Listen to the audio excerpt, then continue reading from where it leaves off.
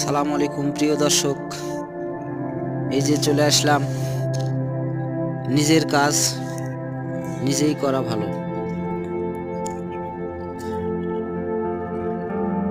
যে একটু রসুন লাগাইছি, সে রসুনের ভিতরে পাতা, এই যে পাতা এবং ঘাস এগুলো পড়ছে, এগুলো উঠায় দেওয়ার জন্য দিলে জিনিসটা ভালো হবে।